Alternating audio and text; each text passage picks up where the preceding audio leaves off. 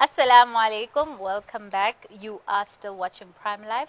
My next guest joining me in studio is Amira Asvat, who is from UJ and she's from the Department of Finance and Investment Management. And she's a seasoned lecturer, certified financial planner, who's here to shed light on the intriguing world of investment. Amira's expertise will guide us through navigating the complex landscape of investments, helping us understand the principles that underpin these financial tools and how to make informed decisions to safeguard our future.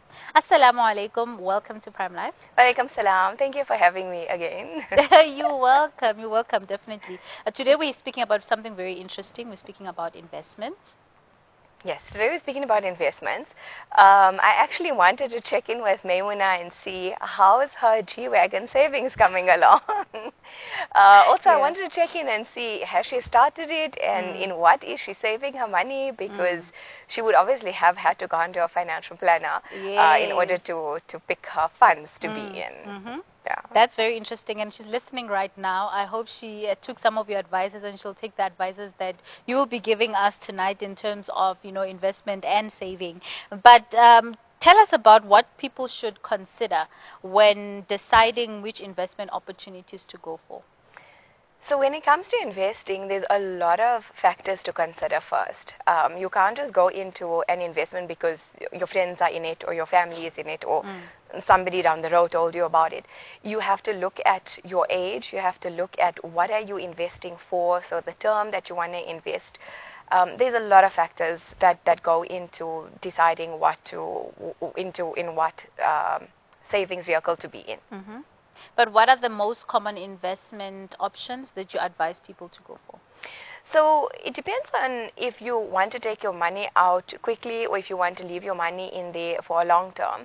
So if you want to take your money out in a short space of time, so if you're looking to just save for short term, so that's anything from now to 6 months to a year, anything up until about 3 years, we call it short term investing. So you can look at putting your money into something like a unit trust. You can look at putting it into a bank savings account, into a tax-free savings account. So there's a lot of savings vehicles that you can make use of for that. If you're going to look at going for long term, so if you're planning a holiday in 10 years time, or if you want to buy a house in 10 years time or something long term, so from 3 years onwards, that's long term investing. So you'd obviously have to be in something that's more it's very different compared to something that's a short-term saving. So you need to look at something that's not going to be so volatile in terms of the fluctuations. You want to be in a fund that's going to give you stable returns. And in terms of returns, we do know that with investments there are risks involved. Tell us about how investors can, manage that, and in terms of like knowing what you're getting yourself into, what are the potential risks? How do you maneuver around that? So yes, you are 100% right. Investments are very risky. So when you're sitting with your financial advisor, the first thing that they're going to do when you want to do an investment is a risk profiler.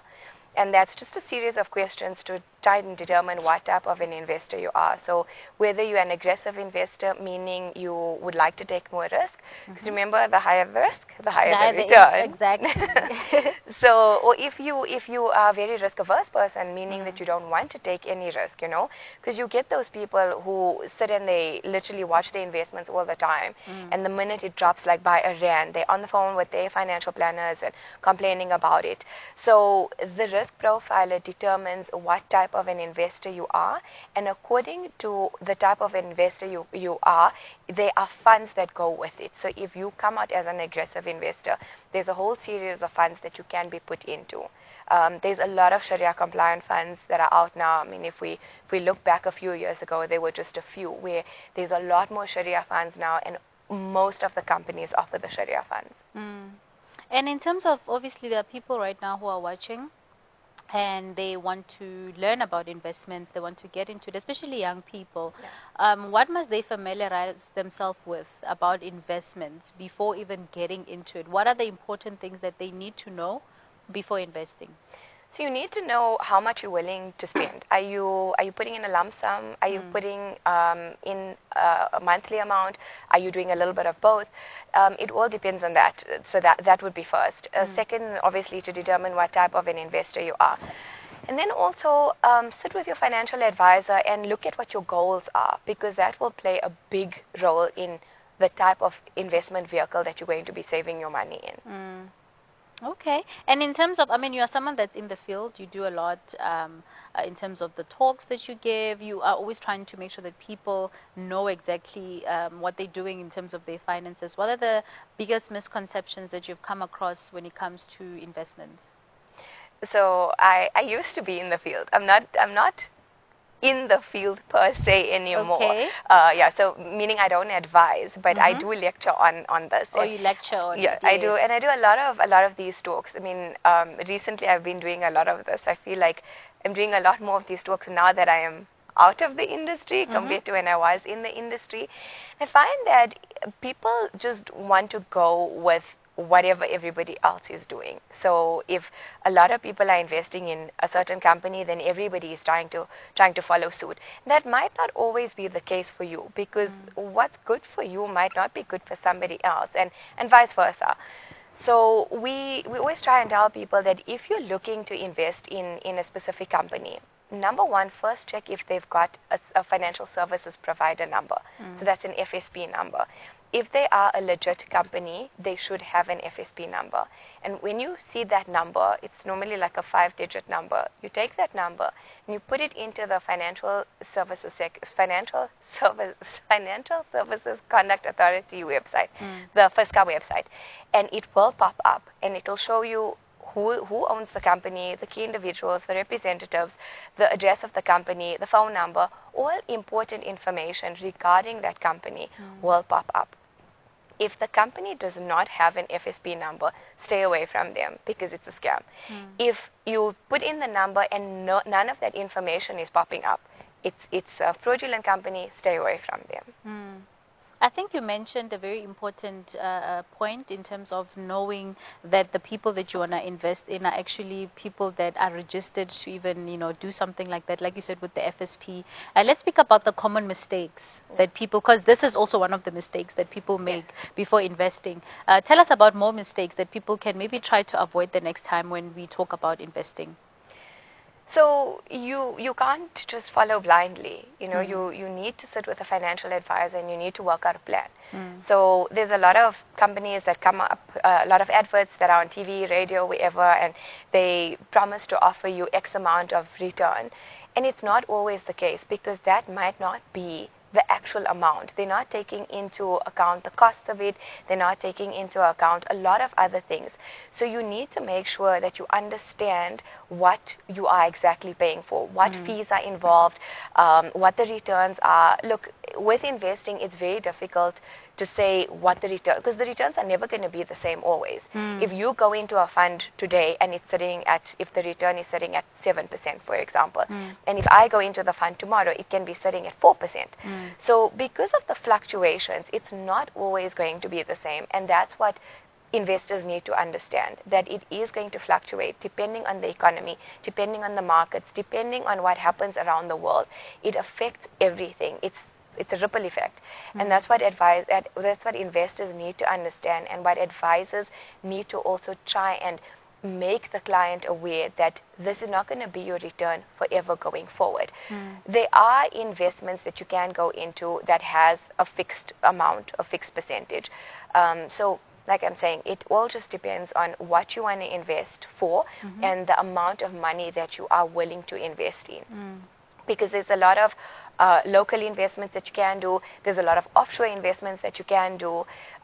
It all just depends on what are you looking at investing this money for. Are you just saving it for? Are you doing it to buy something? Are you doing it just for pure investment purposes? What is your goal? And also, I just want to say that whatever I say tonight, it's not regarded as advice. So it's just a general conversation, and it's just me trying to educate people financially. So If you want to talk about your investments, please contact a financial advisor. If you don't know of one or don't have one, you're more than welcome to contact me. I will refer you to a very good financial advisor and a very reputable one. But yeah, so by all means, this is not advice. Yeah. So if Maimuna is listening, she needs to go to a financial advisor. Okay. So obviously, but as someone that talks about finances a lot and someone who's passionate about making sure that people know, about finances, you obviously come across a lot of stories, right? Why do you think a lot of people are not investing, especially young people? Because one of the reasons that I have seen is that we still have this notion of investment is for people that have money, so maybe okay, let's dive more into that to say why are people, or why are young people not investing enough? I think young people just like to spend money. It's I know that notion of you can only invest if you've got money, and that's really not the case, because there's an investment vehicle for everyone. So if you have 200 Rand to save every month, there's an investment vehicle for you. And if you've got more money to save every month, there's an investment vehicle for you for that. So government has come out with what they call a tax-free savings account, and that was initiated by government in order for South Africans to save, because we all know South Africans are very, very poor savers. So this account allows you to save 36,000 Rand per tax year. If you save anything more than that, you get taxed on the amount that's put in more. So if you put in 40,000, the 4,000 Rand difference, you're going to get taxed on it at 40%. Which is a lot of money, to be taxed. So people need to just look out and see. There's a lot of savings vehicles for you to be saving in. With young people, I think, especially for people who are just starting out and have just entered the working world and have just maybe got their first job, my advice to you is save before spending. Set an amount or set a percentage every month and say, I'm going to save this amount every month in a tax-free or in another savings vehicle. If you don't want to get that you are going to, use it for an emergency, which is not actually an emergency, then put it into a 32-day account or a 60-day account or one of those accounts. You also get investments where you're not allowed to touch the money for 5 years. So if you put it in an endowment and that's for 5 years, the money is locked there, you can't touch it. If you want to save for a specific purpose, put your money in there and make sure that that enables you to not touch the money. If you're looking for an emergency savings account or something where you feel like you're just putting money away for that rainy day, for emergency savings, then put it into an account that's flexible. So there's a lot of investment accounts that you can open that's flexible. So meaning you can stop the payments when you want, you can take the money out when you want. Like I said, it all depends on what is it that you want to save for. So you need to be clear on your goals and your timeline. Jazakallah so much for sharing that with us, but I really wish we had more time. But before I let you go, it's Youth Month. And a lot of young people are probably watching or will see this interview. What final words would you like to say to them, especially when it comes to financial literacy, investments, and making sure that they secure the future? So I'm sure by now you know that I'm a huge advocate in financial literacy. Yes. It's a huge passion of mine and I absolutely love it. So to the youth that's listening, my advice to you is, if you don't have a bank account yet, please get one. Yes. Everybody needs to have a bank account, not only for money purposes, but there's a lot of other reasons why you would need a bank account, and we'll touch on that in our future sessions, inshallah. But my thing is, have a bank account, because that will allow you to navigate a lot of options. With a bank account, there's a lot of investment vehicles that go with it, so you don't have to necessarily have to go looking at other investment houses for it. Start in-house, open a bank account and see what investment options they have. So normally if you open a bank account, if it's a check account, you will get a savings pocket that goes with it. So learn to manage that. Try and put savings in there. Try not take it out. see how that starts working for you. So that would be my advice. I mean, Amira, Jazakallah so much for joining us and, you know, for giving us your pearls of wisdom in terms of money and most importantly also investments. Jazakallah to you, and I hope that I can help just one person. Inshallah. Viewers at home, this was an amazing conversation that I just had with Amira Asvat, you know, regarding investments particularly, but we went into, you know, the topic a little bit more. We did not only speak about investments, we also touched on, you know, a little bit about financial literacy and the importance of you know, getting acquainted with the idea of securing your future. So I hope this left you inspired as you should be, but without wasting any time, let's go to a quick ad break. We'll see you right after this.